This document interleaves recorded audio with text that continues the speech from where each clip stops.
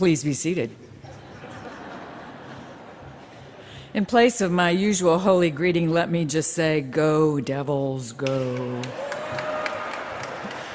And for any of you watching from somewhere else, that was an athletic reference and not a metaphysical one. There are big sermons being preached in small places all over the world today, but you're about to hear a small sermon in a big place. So small that it only cares about 2 verses in the gospel you just heard and only 2 words out of those: salt and light. It's not like those tiny lockets of meaning have somehow suffered from too little attention over time. If anything, they've suffered from too much. They've lost their tang from overhandling. They've lost their shine from over-branding. So I'm here to shrink them down to size if I can. Here they are in Jesus' own syntax, at least in translation. You are the salt of the earth. You are the light of the world. It's the you that makes them interesting, especially the second one, since in another gospel, Jesus says, I am the light of the world, but not here. Here he says, you are. To whom is he speaking? He's speaking to you, whoever you are and whatever you're doing here. That part hasn't changed. He's speaking to you who identify as disciples, and you further back in the crowd, those of you who are committed and those who are just curious. You who live big lives, and you who live small ones, on purpose or by circumstance. You, because you're the ones listening, and that's a perfect match for those who were there on the day he went up on the mountain, sat down, and began to teach. He never said the teaching was only for those in the front row or those who had signed up for the course. Auditors were fine with him. It was they, after all, who would decide whether his teaching had legs. If it didn't, they were free to go. This wasn't him trying to build his platform. This was him trying to change the world. Salt and light meant different things to his listeners than they do to us. They were harder to come by, for one thing. Surface salt was rare, and light required fire. One was expensive, and the other was volatile. The human body couldn't produce either of them, though both were necessary for life. Both were used for more than one purpose, though the way Jesus talked about them made his meaning clear. Salt was for flavoring, and light was for shining. Whoever his listeners were, and why ever they were there, Jesus was telling them who they were. He was telling them what they were for. There's enough right there to work with, but since Jesus was specific about his listeners being the salt of the earth and the light of the world, it's worth asking what kind of earth they were living on, in what kind of world. If anyone in the crowd that day was over 100, then they might have remembered a free Judea, but anyone younger than that had lived their whole lives under Roman occupation. Their earth had soldiers on it who managed tax revolts and power grabs during regime changes. While Jesus was still in diapers, the tumult following King Herod's death pitted Jews against Jews as well as Jews against Romans, and the reverb lasted for the rest of his life. If he had a big audience for the Sermon on the Mount, it was built on the live hope that someone, was it him, might turn that tide. By the time Matthew wrote his version of the sermon down, things had not gotten better, but worse. The apostles Peter and Paul had both been killed. So had Jesus' brother James, head of the church in Jerusalem. Emperor Nero had taken a perverse interest in the early Christian movement. The first Jewish war against Rome had failed after years and years of fighting.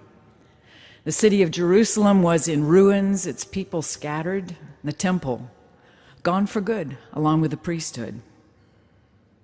Since we don't know for sure when Matthew finished his gospel, there's no telling if he lived through the eruption of Vesuvius in 79.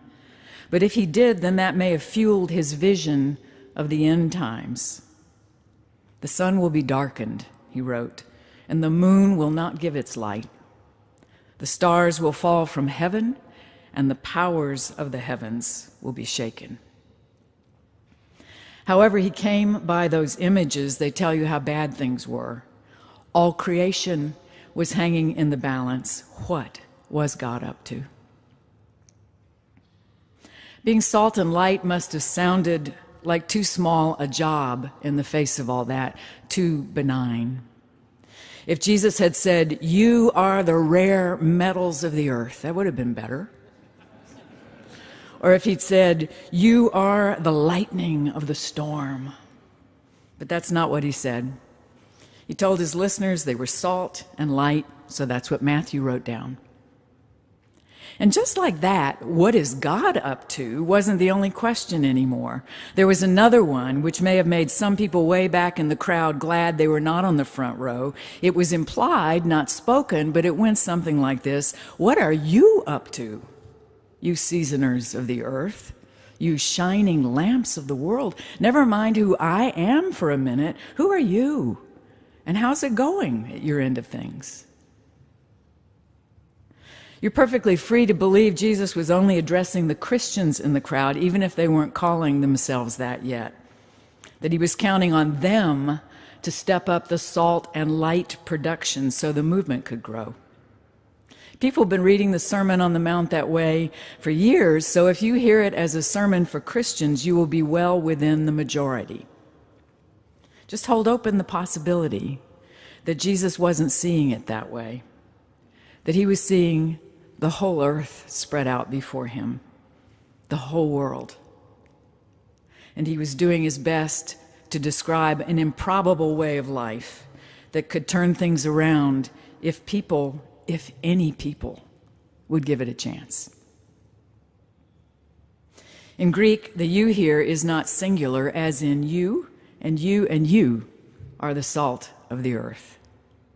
It's plural, as in y'all. Y'all are the salt of the earth, all y'all. Ditto the light.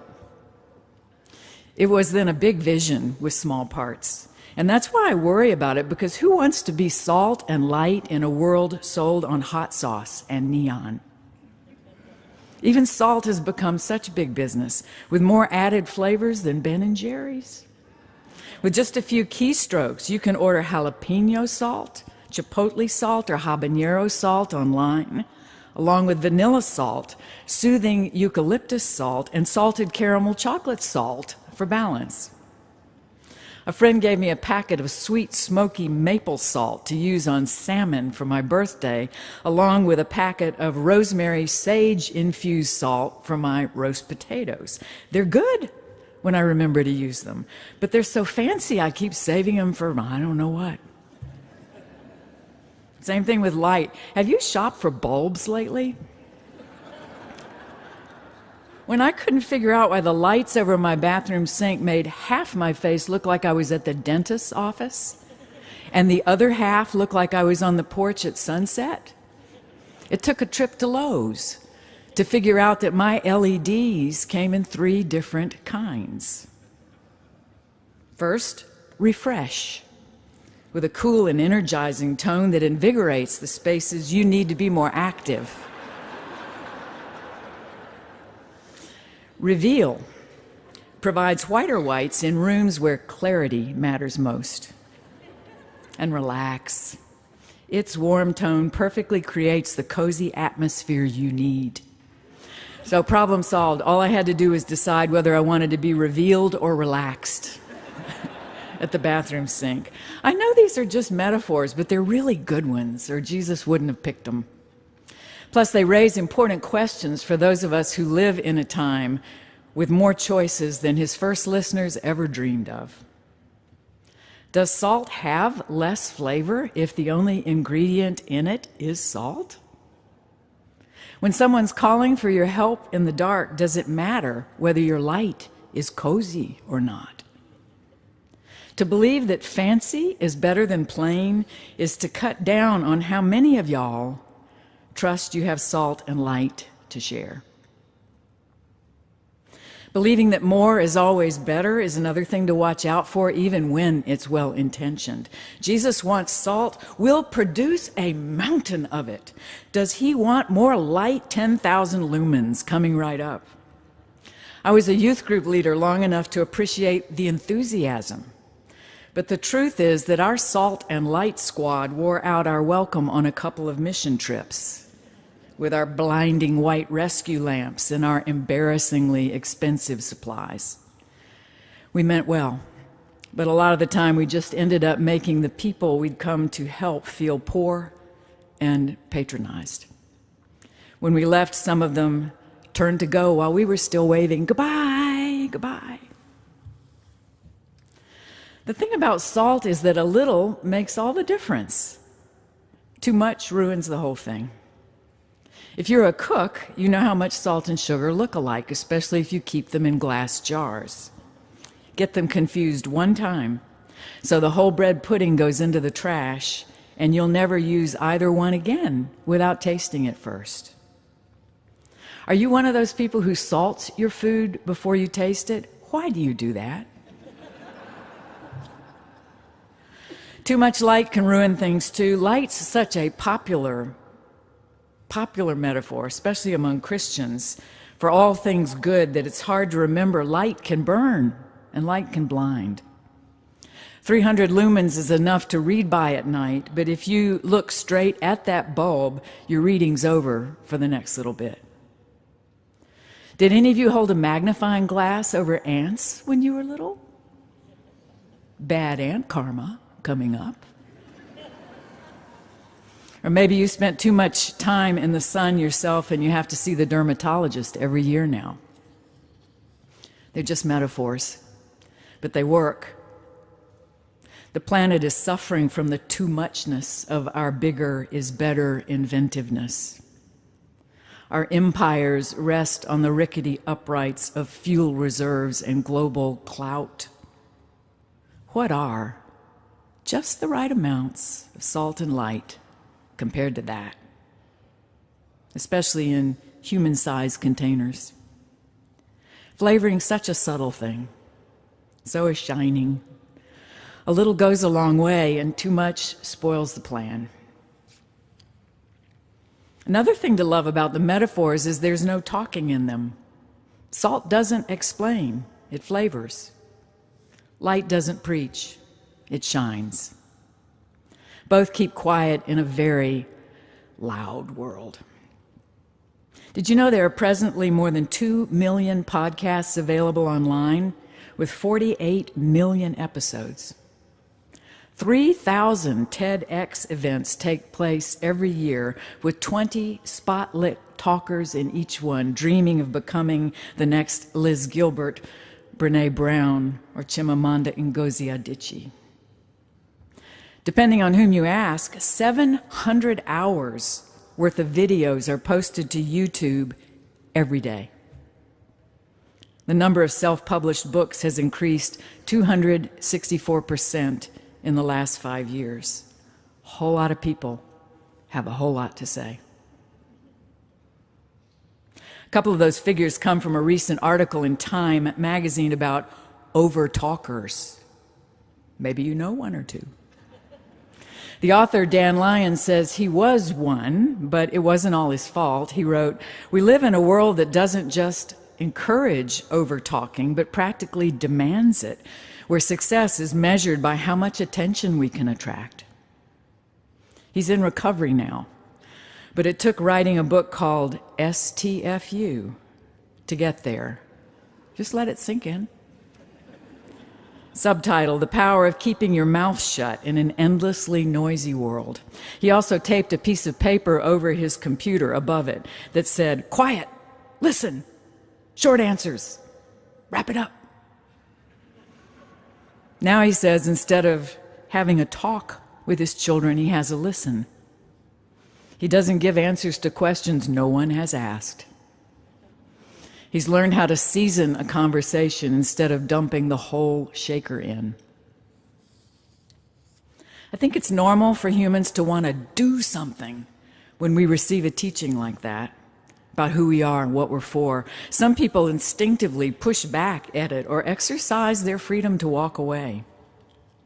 Others dive in and do their best to make an A+. But it's important to note that there's nothing to do about today's teaching because it's not an instruction. It's not a warning. It's not a threat. It's what's called a speech act, a saying that creates a reality with words that enacts what it says. Other examples. I take thee, Edward, to be my husband. The jury finds you not guilty. The meeting is adjourned. You are the apple of my eye. When these things are said, they're done. Even if another speech act changes things later, they don't describe reality, they create it. When Jesus tells his listeners they are the salt of the earth and the light of the world, it's as if a monarch has laid a sword on all their shoulders. When they stand up, they won't be the same people they were when they sat down. They can do whatever they want with Jesus' speech act. They can be salt that's lost its flavor. They can be light that never leaves the house. Or they can do small things with great love. They can do great things with a few words. All they cannot do is to unsay what Jesus said to them. They cannot cancel the speech act that made them who they are. We are how God shows up in the world. Not the only way, and not only for the benefit of our kind, but as species go, we're the ones with godlike power on this earth.